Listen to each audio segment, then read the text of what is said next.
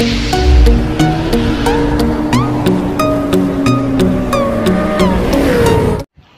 up guys, ngayon po may panibagong videos po tayo. So pinalitan ko na po siyang battery kasi yung battery niya sira na po. Kasi ang problem, ba't nasira yung battery niya, yung monoshock niya malambot na, kaya inaabot siya ng gulong, kaya nabutas yung ating battery dito. So i-try natin paanda rin kasi i-condition natin siya, no. So goods naman po ang regulator niya, nagkakarga. Start natin.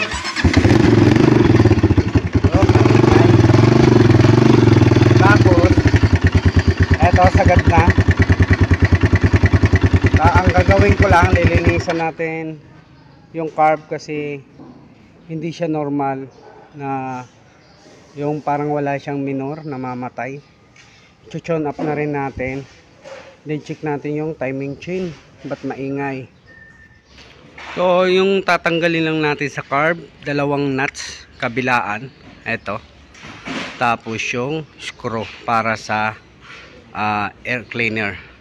So pull out na natin yung carb. So guys, natanggal na natin yung carburetor. Titingnan rin natin yung timing chain, na tanggalan natin yung timing chain cover. So sa carburetor guys, pagkatandaan nyo kung saan yung nakaposisyon ng hose nya, ibalik nyo po siya.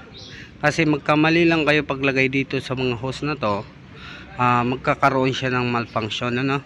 Hindi po siya aandar ng maayos. So lilinisan lang natin yan. Pag-iwalayin natin yan, bubugahan ng hangin.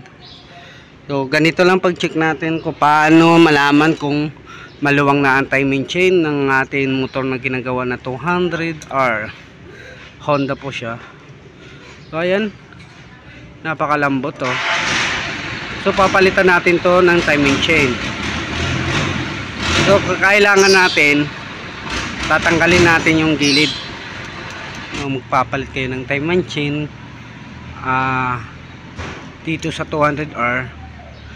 Ipo-pull out natin yung starter natin kasi dito nakalagay yung tensioner natin, tapos itong gilid.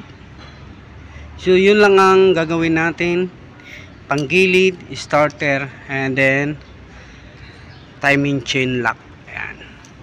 So dito makikita nyo may problem talaga ang ating timing chain. Yan. Tapos i-tune up na rin natin yan. Pinapakita ko lang sa inyo yung paano natin malalaman kung may problema ang ating timing chain, ba't maingay at ba't namamatay, walang minor. Pwede yan dito sa tune up, tukod yung isang barbula, or baka lumihis ang timing ng camshaft gear sa ating crankshaft gear. Tapos or dito sa ating carburetor, baka marumi. So yun na lang gagawin natin. So andito na guys, kasi para matanggal natin yung tensioner. So andito sa magneto, pull out ko na yung cover. Hindi ko pa na pull out yung sa timing chain. So ang ginagawa ko, puller nitong sa 200R, Rossi 150, TMX, ay ba yung sa TMX 155, basta sa Rossi, Motofos. So ganito lang ang puller nya, yung pinaka-tornilyo ng ating puller na ganito. Tatanggalin nyo lang, tapos ipapasok nyo dyan. So ganun na, babaon nyo lang pa ilalim, mahuhugot na natin yung magneto. Ayan, pull out na natin yan. Ay sorry, baliktad ba yan?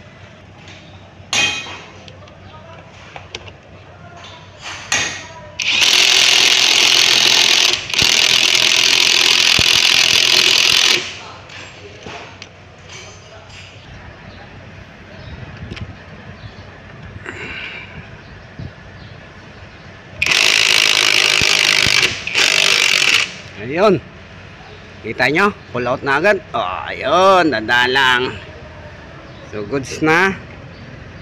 Ayan. pull out na natin. Ayan, nugutin natin. Yun, washer, tanggal. Ayan po, makikita nyo na ang timing chain. Kung may ano siya tawag dito, parang para hindi lumabas yung timing chain, parang stopper. Yun, may stopper siya. Tatanggalin nyo lang yan. Tapos tatanggalin natin dito yung tensioner. Inaina na ng kadena, oh. Pudpud na siya, eh. Kabilaan. Talagang batak na yung ating timing chain. O, ganito. Tatanggalin lang natin to. Mapupull out na natin timing chain. So, pull out na natin tong bolt na to.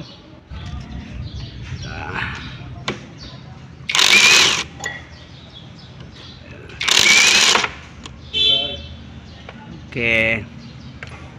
Ayan, pull out na natin. Ayan. Tanggal ko na rin to. Ano na to, eh. Malambot na yan. Yung ating tensioner. So, goods na po yan. Ayan. So, ganun lang.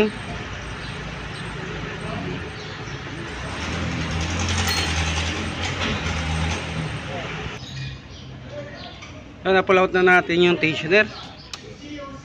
Yung bolt ng tensioner natin, may copper din yan.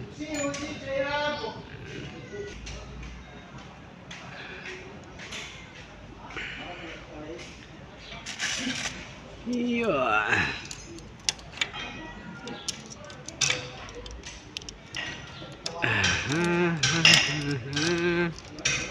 Ayun.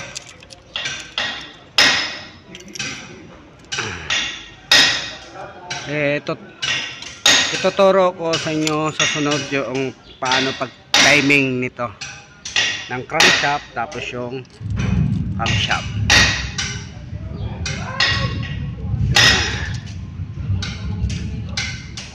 Ayun, hindi ko pa natanggal pala dito sa baba. Sorry guys.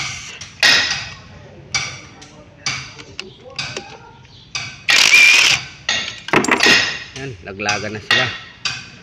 Okay. Eto na, taran. Ito na ang timing chain nya. So, o-orderan na natin. So, yan. Okay. Ganito lang pagtanggal natin ng timing chain. Yan na, gilid lang. Tapos yung starter, tapos ito. So, goods na.